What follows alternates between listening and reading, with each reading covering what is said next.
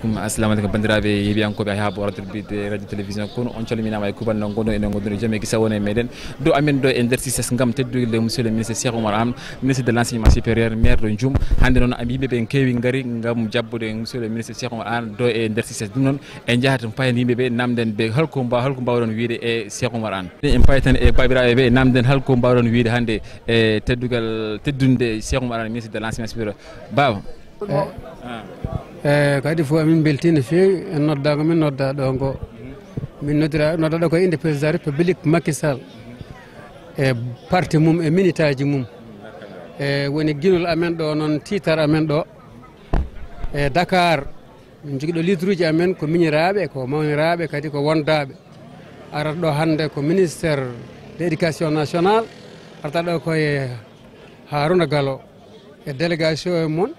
e yimɓe mum e membre mum e député ji amen e responsable uji amen fof politique minen ɓeɗo noon min gummi ko daral fora eyyi kadi fof min belti ko Pulaar kadi noddi ko Sénégal kadi noddi foof Sénégal noddi ala o ala ko Sénégal naaɓe fof nodda noon min calminiɓe min beltima beltare nde kadi ala ɗo nde haaɗi ala ɗo nde ummi ala ɗo nde haaɗi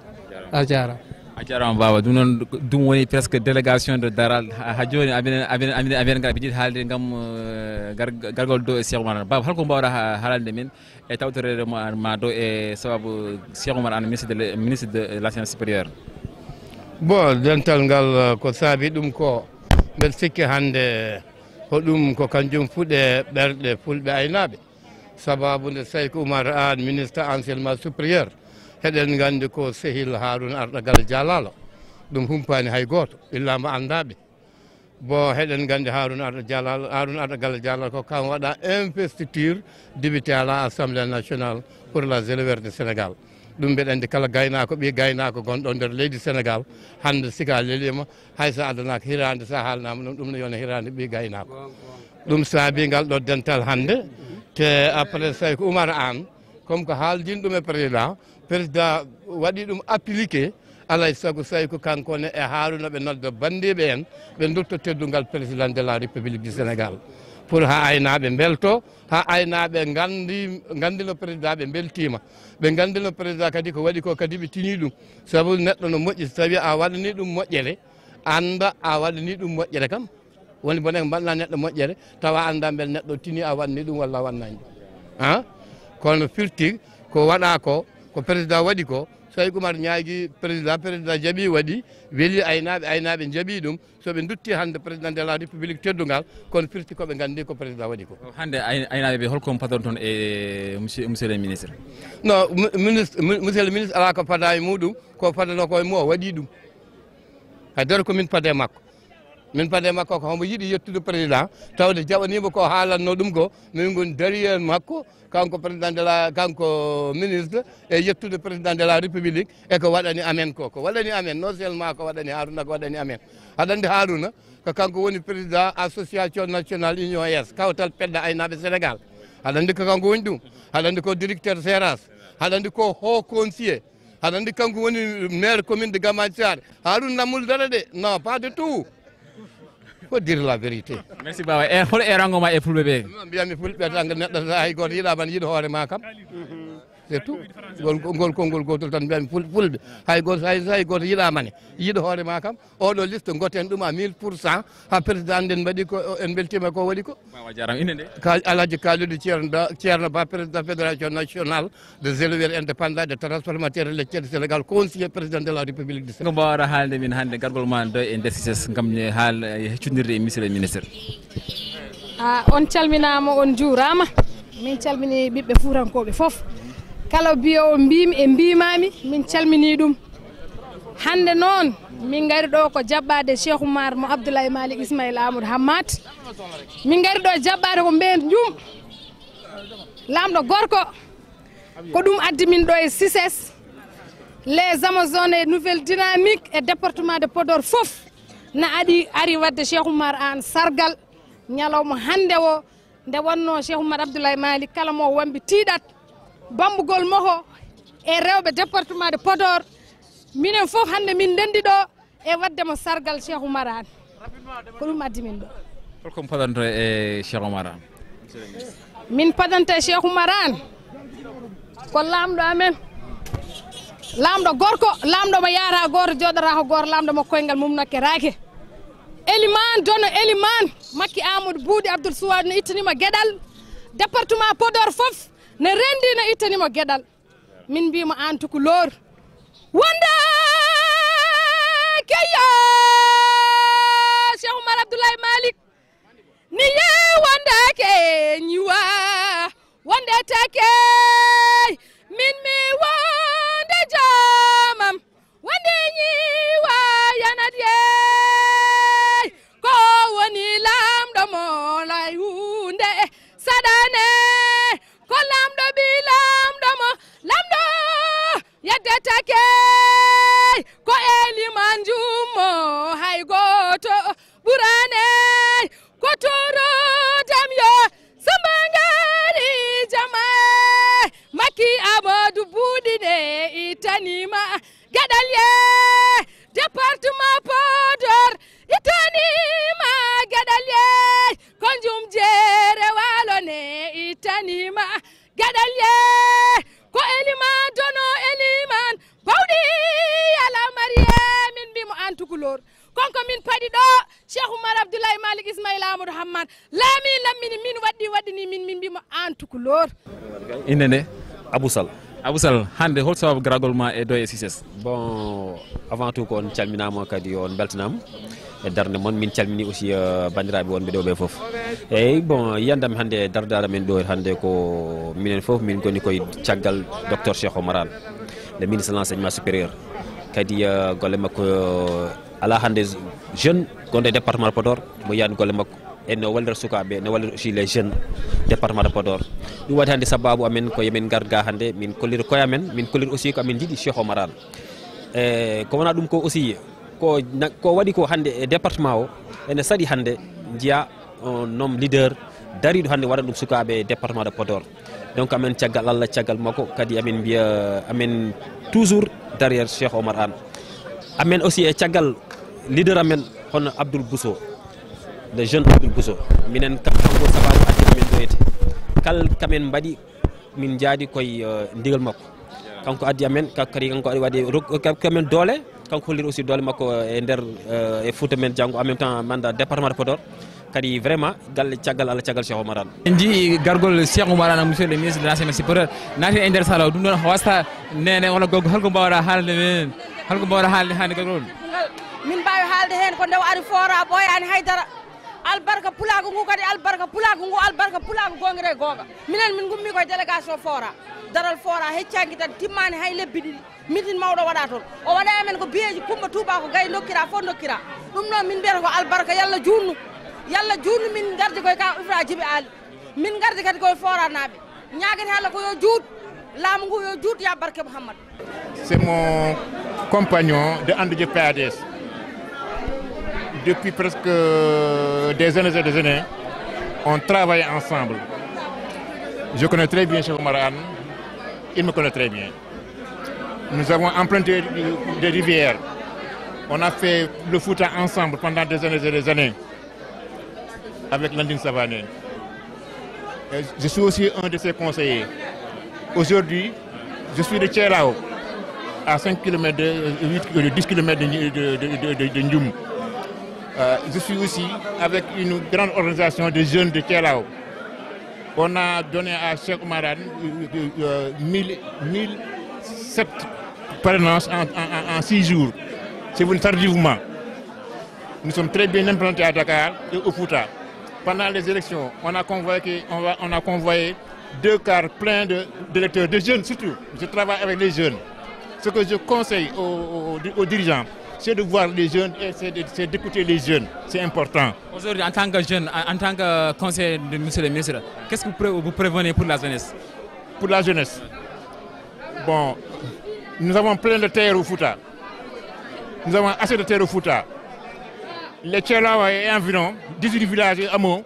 n'est-ce pas, travaillent dans la vente des journaux. Le journal ne plus son nom.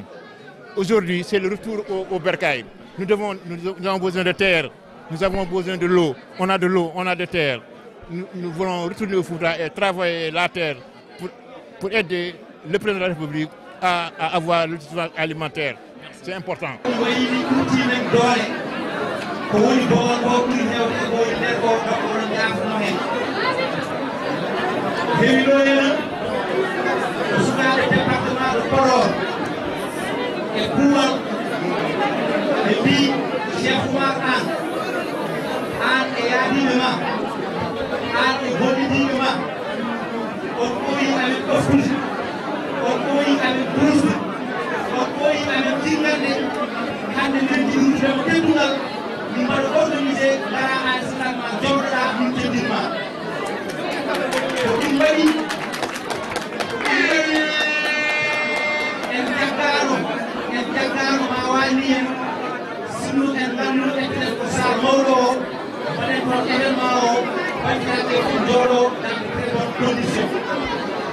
Monsieur le ministre, pour un bonus sur la terre de Djoma, prétexte pour investir, pour une élection législative, beaucoup de gens mais beaucoup Adilou, pour qu'il garde et les APR, tout le monde met la forêt et sous la tête. Minen ema Afrosi, minen ema Kout, minen ema ministère de l'enseignement supérieur. Kato Jota, wetema pour le soutien de l'école. À Habonimale, à Wallim, à Zinki, à Koussi Chômage et le département de Podor. Nous pouvons se la vie du mouvement de Doula. Et nous pouvons y aller. Et investir au Fayade. On dit, il faut qu'un ami. Oui, tant qu'on y a dit, et dynamique de changement, on y a dit qu'on y a pas faire à au Robo, et si nous allons le reprendre, on doit le dire on va la route, on a dit nous, on est le président de la République, Macky Sall, Jamilou, on va investir, il faut que la première particulièrement dans la République, puisqu'on va m'amener sur la loi, on a Ora duko, investir badro, tentini Makisa, dirigente du département de Podor, Cheikh Oumar Anne, force politique incontestable. Nouvelle dynamique du département, son estime, législative de l'eau, le député départemental et député de l'Office national. Avec Cheikh Oumar Anne, on est donné à 4 députés.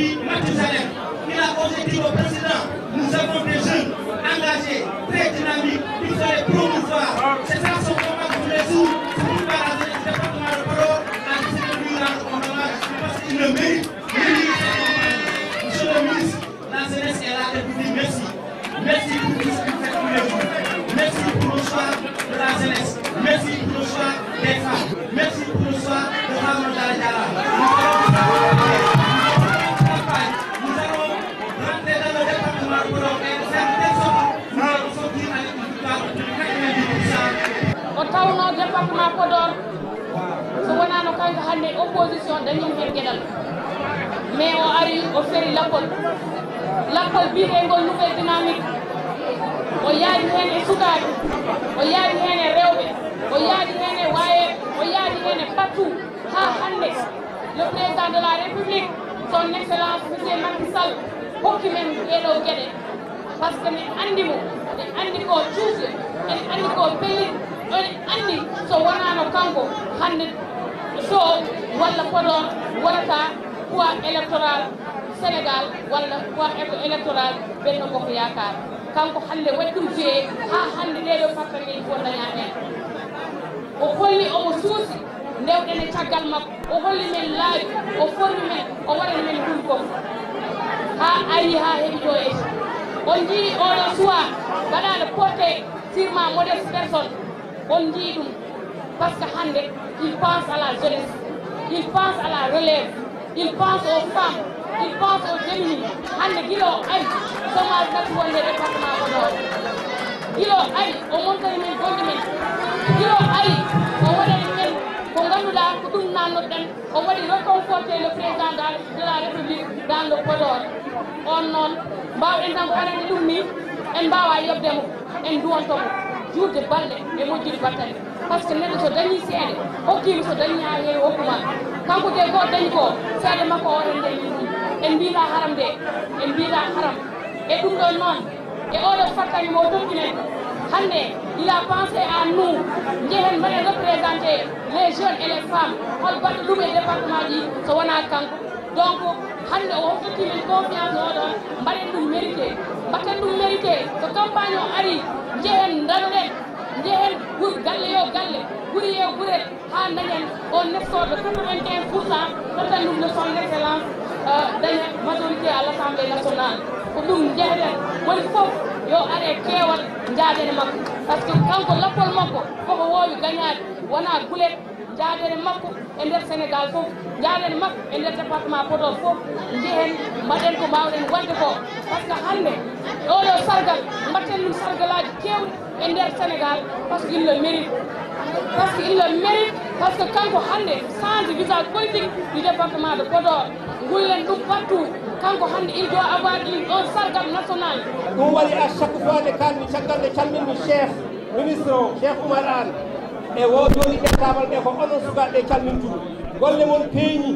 sa yi hande département Podor o Cheikh Oumar Anne jogui leadership mo jogui o il faut ndurte ɗon teddugal ngal hande onon noddi pour teddinde o mais ko onon hande kono min ndurata teddugal minen mawɓe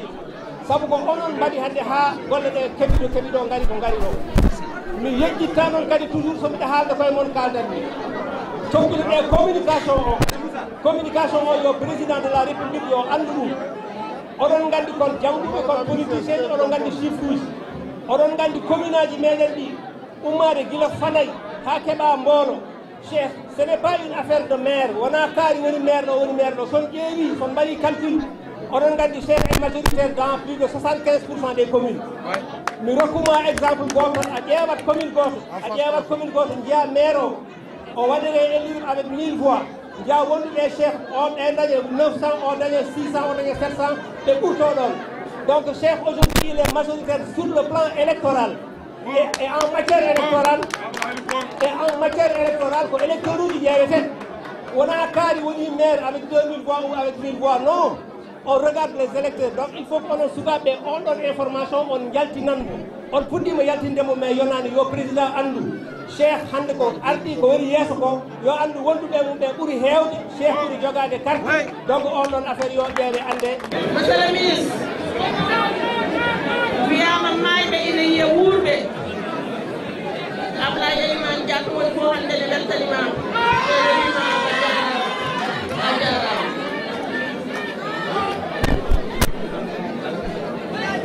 gueɗal ngal guittuɗa tokkuɗa kam ngal tokkuɗa ɗum fayowɓe département de Podor fof ala o ala oya ken julɓe noon eɗen gandi ko Allah wi lujjot dayo ko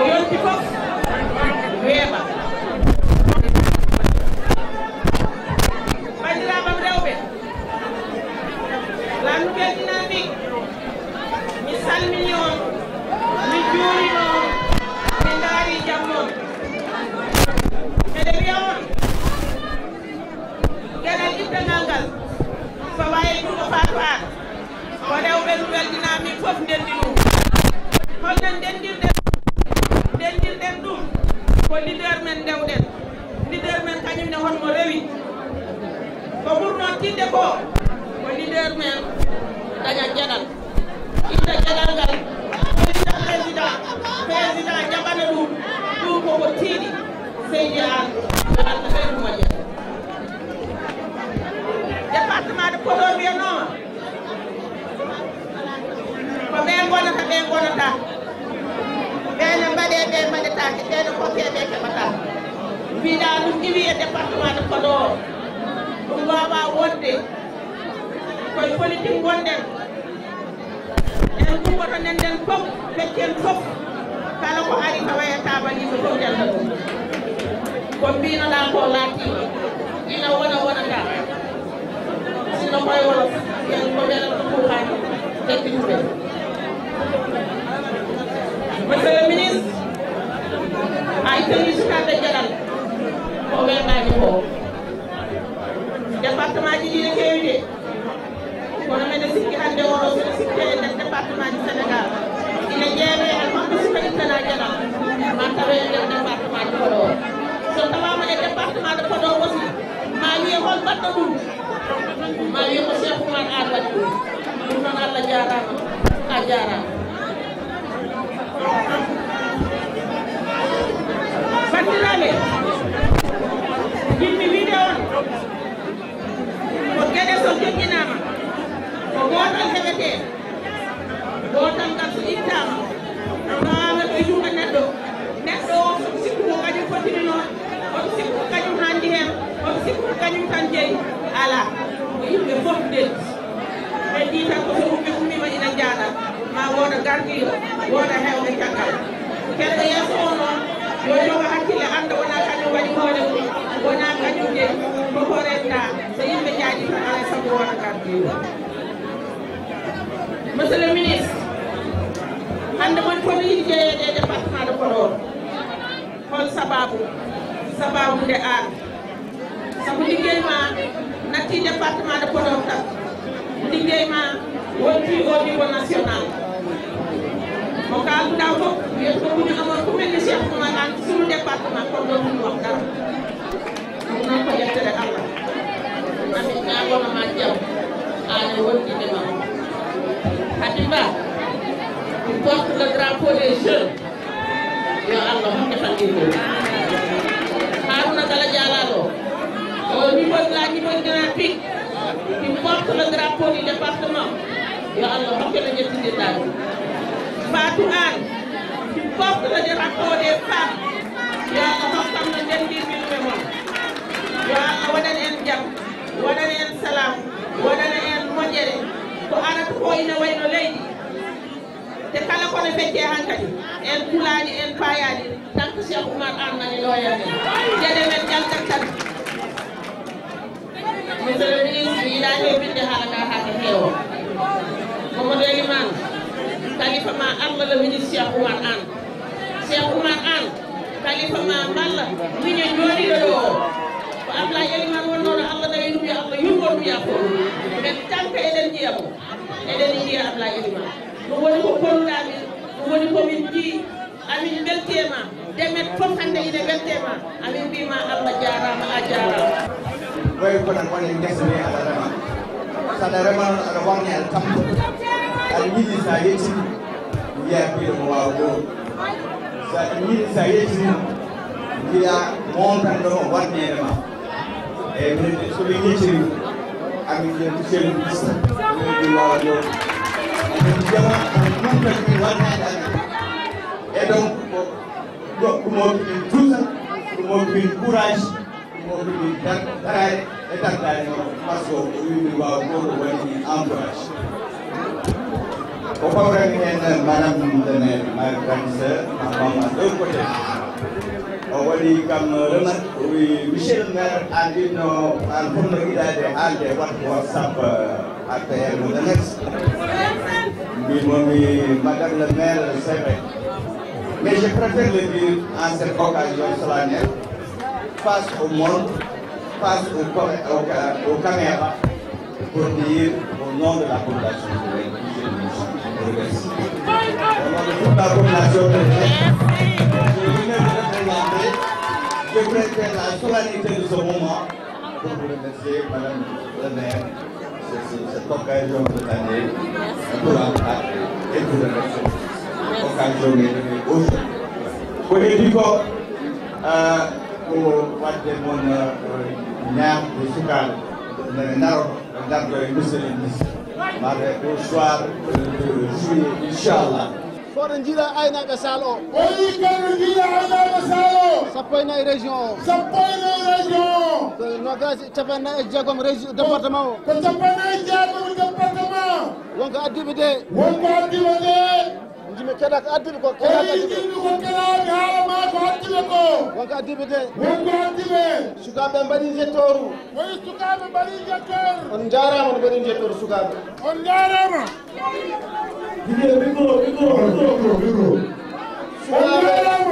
sukaɓe on jettama oyi sukaɓe on jettama on jettama on jettama on jettama laaɓi temedere on jettama laaɓi temedere adima ɗo kono jetta Cheikh Oumar Anne oyi adima ɗo ko Cheikh Oumar Anne ministre de l'enseignement supérieur ministre de l'enseignement supérieur wonko aynaɓe on kaali monsieur le ministre oyi aynaɓe wonko kaali monsieur le ministre oɓe jiiɗi yettudema eɓe jiiɗi yettudema oɓe jiiɗi yettudema eɓe jiiɗi yettudema kono en keƴata e sall oyi en keƴata e sall soɓe jettuma soɓe jettuma a taroto Sénégal de oyi a taroto Sénégal soɓe jettuma soɓe jettuma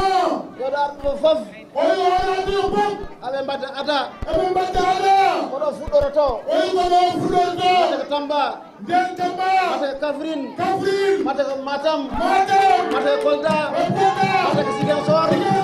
monsieur le ministre oyi koto jiɗɗa fuɗɗorade kala hono jiɗɗa fuɗɗorade ko ala fuɗɗorade Grand Mamoudou Deme oyi monsieur Doyen Mamoudou Deme koto jiɗɗon fuɗɗorade Sénégal man tawra Sénégal de oyi men kumbu Sénégal awonto dooli mayi aynaɓe de mayi aynaɓe ma aynaɓe jettuma de mayi aynaɓe jettoro ma aynaɓe jettuma ma aynaɓe jettuma ma en tawra Sénégal oyi kono men kumbu Sénégal ayiyat aynaɓe ayiyat aynaɓe ayiyat sippoɓe ayiyat sippoɓe ayiyat wambaɓe ayiyat yimaɓe daga ma yiyamtu oyi daga ma yiyamtu so jettoramen e ma oyi jettoramen ma en jettat Bowal de oyi en jettat Bowal guila sall en jettat Sall en jettat Sall en tawrude Sénégal en tawrude Sénégal wasata sen tarima Sénégal oyi sen tarima Sénégal ma on potene président ma en poti président nder terrain oyi men pot président nder terrain wallahi nden o anda waɗi ko moƴƴi oyi ko nden o anda waɗi ko moƴƴi sa waɗi gaynaka sa waɗi gaynaka assemblée nationale a ñamli yoɓoɓe a ñamli yoɓoɓe sa waɗi gaynaka assemblée a dañi jammoɓe a dañi yettoɓe a dañi jogiɓe nayyi maɓe jettumo maɓe dunamo ma aduna fo andu a jumani mbaɗɗa Harouna Gallo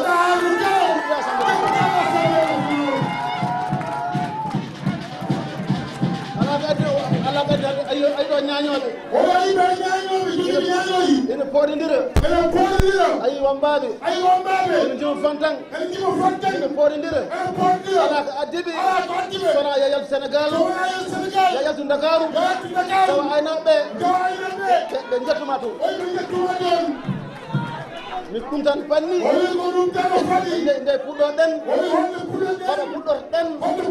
ma yi aynaɓe maɓe jettumo maɓe donomo Nabi Ousmane ndeke noon wambaɓe toroteɓe ñañoɓe jawe yaade e nder Sénégal almu wirtade mum ɗon yo monsieur le ministre somi atte haala he somi atte ñalawma he kono min jetti président Macky Sall dow rokkuma gueɗal ɗumɓa ko gueɗal en dañi 4 député e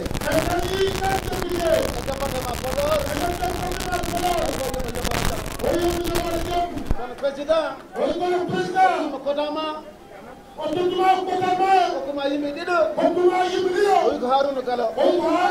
Haji Sidi Habiba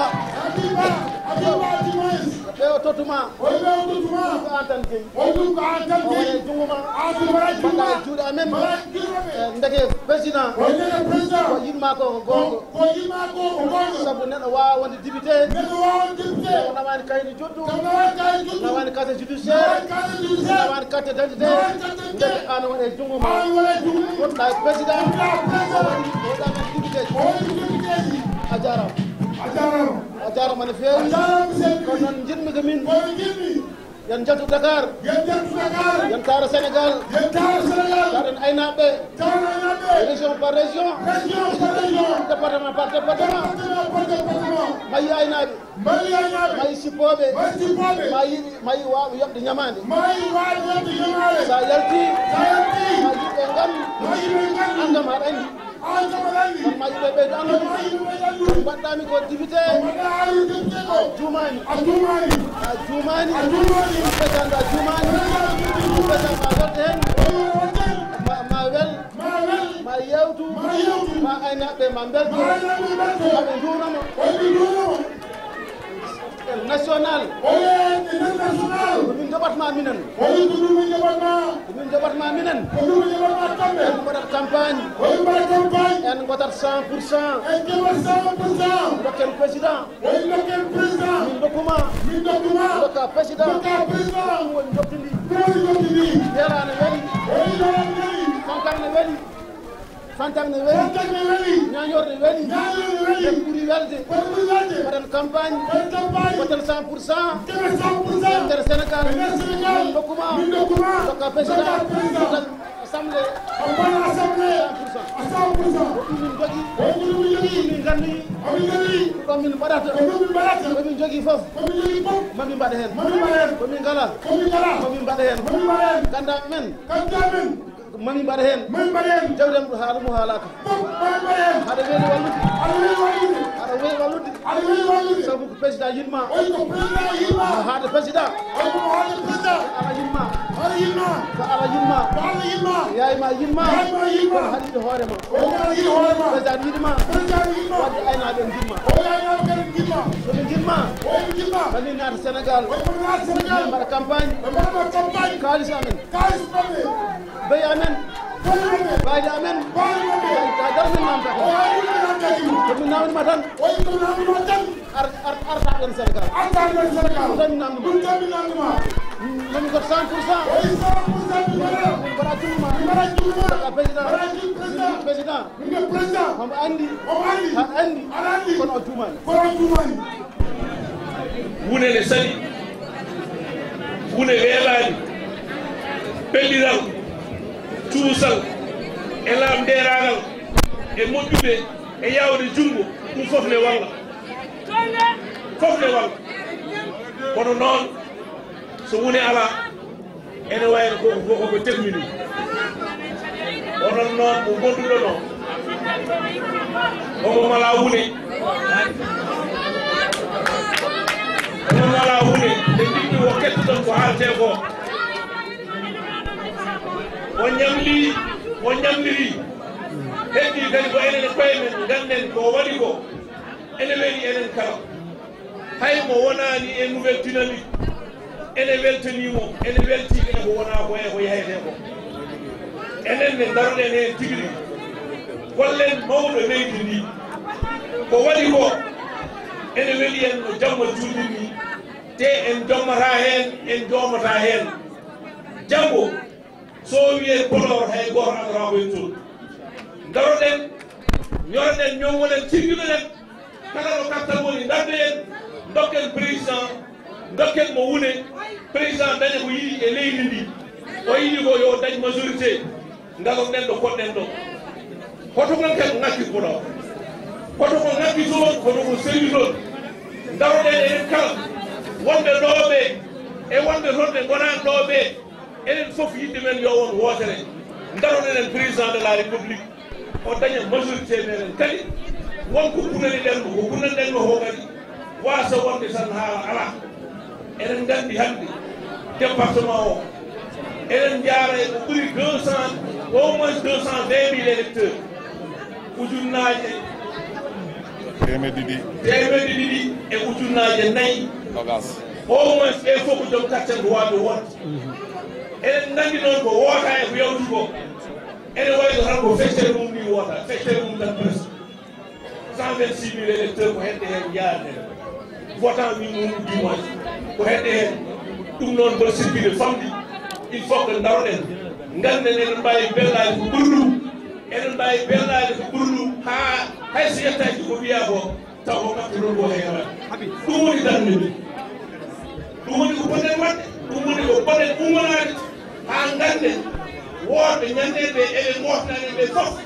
eɗen jiɗani président ko ɓuri ɗum darɗen heen kolende ɗum jaɓɓal men e fimde men e darɗe men e baawal men fof golliren ɗum hare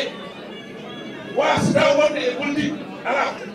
ɗum gasata wonde politique ko goole e nduure politique ko dirsuɓe ɓaɗo politique ko puusodiral ay ko mbaɗen ɗo hannde ko hiiɗo e oɗo ñalawma foti ko yettude enen département de Podor hande eɗen belti hay sen fellama natata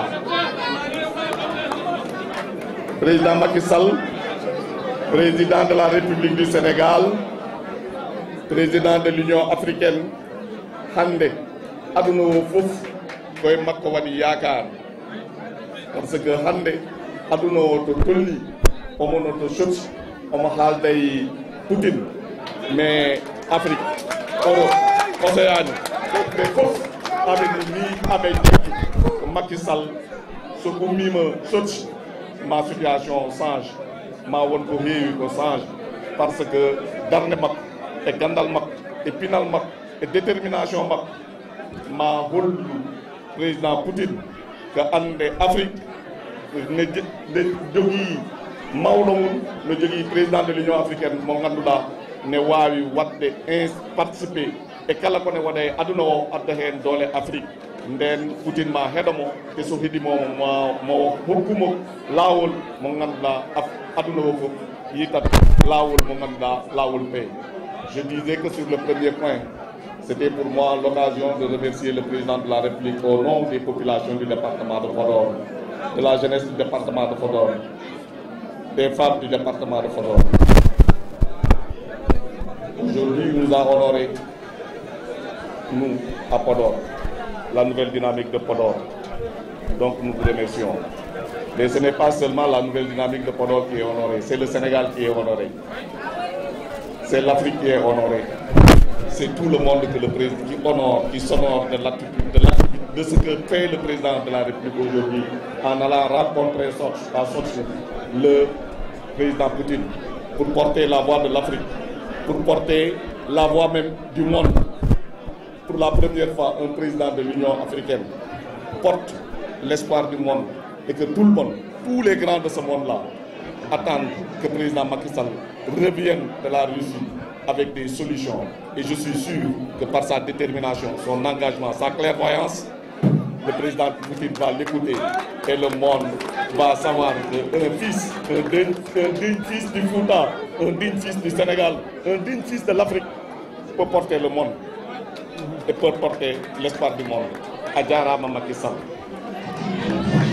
Le deuxième point, étapere ɗiɗomol mbinomi mami haal holko woni nouvelle dynamique holko nouvelle dynamique ummi holko ummini nouvelle dynamique holko saɓi nouvelle dynamique ummi mbimi nouvelle dynamique ummi ko 2017 Mamoudou Deme haali ɗum ɗo 2017 mi fin mbine département de Podor Mamoudou Deme mbimi alay sago département de Podor hollira doole mum e nder Benno Bokk Yaakaar nden alay sago ƴeewen gooto e ɓiɓɓe département de Podor mo ngannduɗaa ne waawi ɓeydude électorat Benno Bokk Yaakaar e département de Podor 2017 on njii département de Podor ne wotonno Benno Bokk Yaakaar mais gila 2017 département de Podor wonti le premier département Benno Bokk Yaakaar du Sénégal. ɗum ko 2017 wonno nde min garti min dari min mbi ko daña ko ko ɓiɓɓe département de Podor gaddi ɗum ko aynaɓe département de Podor ko sumaɓe département de Podor ko remoɓe département de Podor ko ɗum woni département de Podor min mbi noon alay saga min dunto e département de Podor min salmina sernaɓe ɓe min salmina alumɓe ɓe min salmina remoɓe ɓe min salmina miskineɓe ɓe min mbiyaɓe ko ɓe mbaɗi ko ɓe mbaɗani ɗum président Macky Sall ɓe mbaɗi fodde maɓɓe mais aɓe foti jarede min jaari ɓe ko ɗum jibini département ko ɗum jibini annouvelle ha joni ko hen gonɗen ha joni ni yaaja ko fabbino ko département de Podor woni moni fof yo yiitu hoore mum eko watte ko wona yimɓe tan jooɗo gawra fecca e koye mo jalɗe mbiya ko département de Podor ɗum ɗon min jiɗi noon resde hande noon hamin jetta président Macky Sall ko waɗi ko o holliri département de Podor ne jogui sukaɓe ɓe ganduɗa ne mbawi wadde représenté Sénégal fof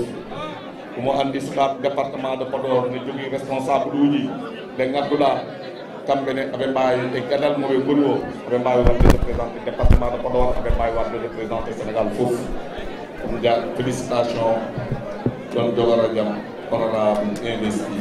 du département de Podor ha joni koye lawol tan min goni lawol ngol lawol nouvelle dynamique c'est l'émergence des forces vives dans le département de Podor et dans le Fouta ko yo halpulare mbi so doole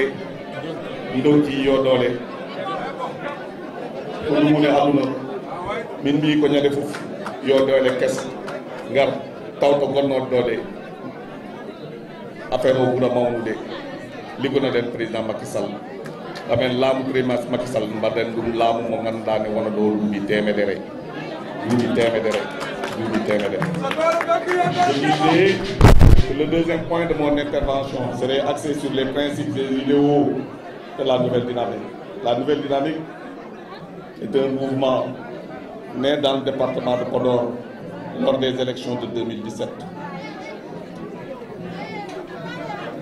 Certains amis et moi, on a considéré après une analyse profonde que le département de Podor pouvait être le plus important fief de Benno Bokk Yaakaar, à condition que, dans un élan unitaire, basé sur le respect de tout un chacun, en analysant de façon profonde la sociologie politique du département, de voir quels sont ceux qui pouvaient porter le flambeau du renouveau, le flambeau du développement du département. Et j'ai été porté comme tête de liste. Et après, sur cette base, dans un élan qui, de jour en jour, se développait, grossissait, nous avons fait du département de Podor le premier département électoral de Benno Bokk Yaakaar. Nous avons considéré que cela, c'était le travail de toutes les populations du département de Podor, des paysans, des pêcheurs, des almoubés, des cernabés, des éleveurs.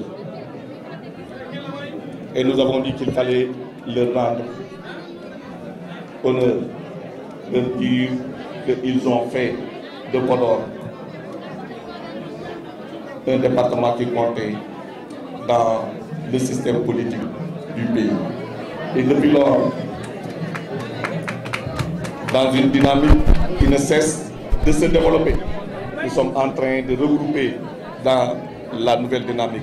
les forces vives du département. Et je pense que ce mouvement-là, il va encore grandir. Et nous avons la reconnaissance du président Macky Sall, qui aujourd'hui nous a investi nos trois frères et sœurs, deux femmes, parmi elles une jeune, et Arona Galaba, le président des éleveurs du Sénégal. Je disais que nous devions et troisième point, nous allons expliquer pourquoi Sabi Odo investiture. Département de Podor, Guile, de Foudi, son effet, le péché Tatiwate, Djir, Walof et Tali. On entend faire certains.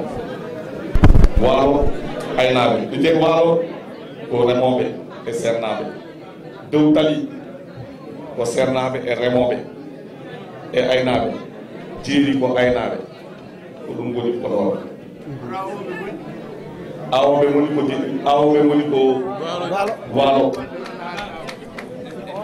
Mame Artu Hen. Mame Artu Hen, Badil. Nouvelle dynamique poste mo idi dañde so après poste mo daño en tant que ministre poste mo idi dañde tota dum ko mayi jaw koy tali wo jeya poste dewdo heno tota dum ko Moussa Sarr ila mo fi ballo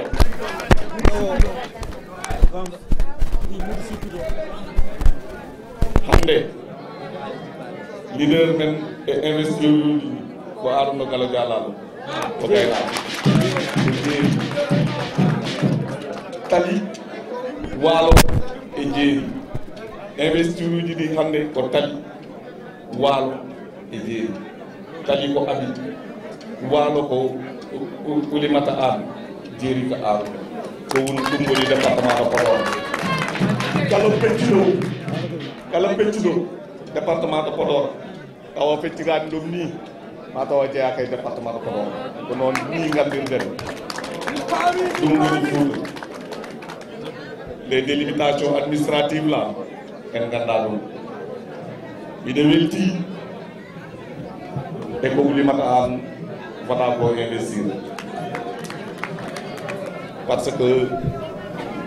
ko gueɗal waalo o ɓami ila morphine mais kala ganduɗo ila morphine e oɗo ɗumno momin jalti kala kaalo ila morphine hakkille ma ya e Ablaye Elimane Diallo e kanko kala mbiɗo wulimata aɗa andi kanko e Ablaye Elimane Diallo koko tiiɗimo kamɓe donc miɗe welti hen miɗe weltini haaɗi rewɓe ɓe ne jiiti ne jiite ko waɗa ko sukaɓe ne jiiti hen département o foof wona arrondissement wona commune wona jeeri wona waalo wona tali ko sukaɓe foof e rewɓe foof jiiti hen koye mumen donc ya jogorojam merci beaucoup o suɓima liste nationale pour waddemo toon par ce que moi ndi c'est le président national des éleveurs ɗum ɗon ko reconnaissance mo département de Podor parce que so Sénégal ƴeewama ko département de Podor ɓuuri ɗo heewde jawɗi mais soen haale tan ma to ɓuuri goɗɗe kalete département mais enen ɓuuri heewde jawɗi e Sénégal nden hande so représentant éleveur uji e liste nationale ɗumima département de Podor ndaw reconnaissance voilà un peu miɗa wawno jurnade e investir. Mais je disais que les investisseurs dans le département, la répartition dans le département de Podor, la répartition historique du département de Podor, d'un point de vue géographique, c'était le Djir, le Walo et l'axe Goudron. C'est la répartition que nous connaissons dans le département de Podor. Et la répartition que tout le monde connaît. Parce que dans toutes nos communes, dans tous nos arrondissements, dans tout le département, il y a le Walo, le Djeri et l'axe Goudron. Les investitures de la nouvelle dynamique, respectent cette répartition du département de Podor. Arouna pour le Djeri, pour les éleveurs. L'axe Goudron, Guédé-Chanty, avec Abiba, qui représente les jeunes du département, qui représentent dignement les femmes du département, qui se reconnaissent, les jeunes comme les femmes, donc qui se reconnaissent tous autour de sa candidature et qui le soutiennent et qui l'ont soutenu. Notre troisième investi, Koulimata de Demet, de Lila Morphine, le Waro, le fief des éleveurs, le fief des cultivateurs, le fief des Cernabé, le fief des Almoudés. C'est ce que nous avons de plus fort dans le département de Podor. Voilà la justification de la répartition de nos investitures. Nous ne défions personne, mais personne ne connaît le département de Podor mieux que nous, historiquement et conscient, et même par rapport à la conjoncture actuelle. Ces investitures, au-delà du fait que ça suit la logique de répartition de nos investis, de la partition de la représentativité des différentes parties du département. Aujourd'hui, ces investitures montrent la supériorité des jeunes et des femmes dans l'électorat du département. Nous l'avons respecté. Nous avons aussi fait représenter toutes les couches. Donc on se félicite de cela et on félicite le président Macky Sall de nous avoir permis de le réussir. Je disais que dans le quatrième et dernier point, nous allons faire le link entre ces investitures et la stratégie électorale pour ces élections législatives du 31 juillet 2020.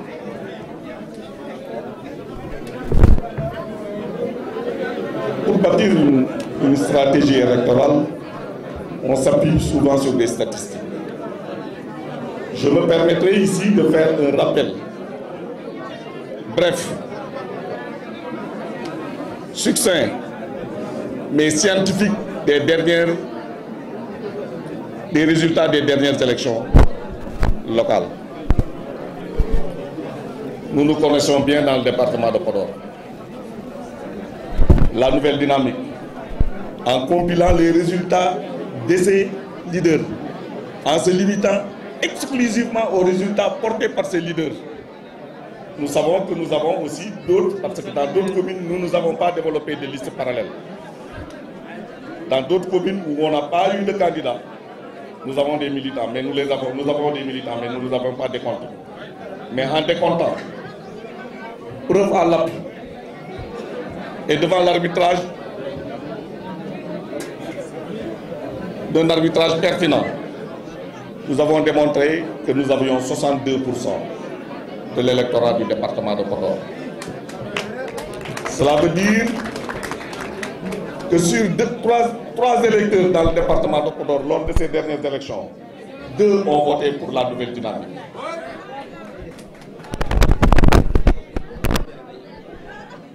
Deux ont voté pour la nouvelle dynamique. Cela veut dire que ça marque notre supériorité. Mais nous sommes dans une dynamique unitaire. Nous acceptons et nous considérons que la démarche du président, en considérant qu'il y a 2 pôles, est une démarche pertinente politiquement. Parce que nous considérons qu'il faut y aller avec toutes nos forces. En bon maoïste, il faut utiliser nos 2 jambes, même si l'une des jambes est beaucoup plus forte que l'autre. Mais on se déplacera toujours à la même vitesse.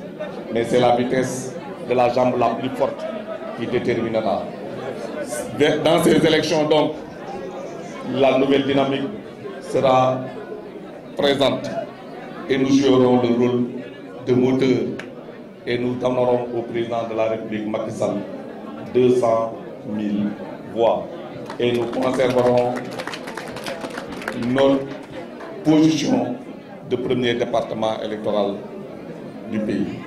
Cela se fera comment? J'ai envie de dire de la même façon que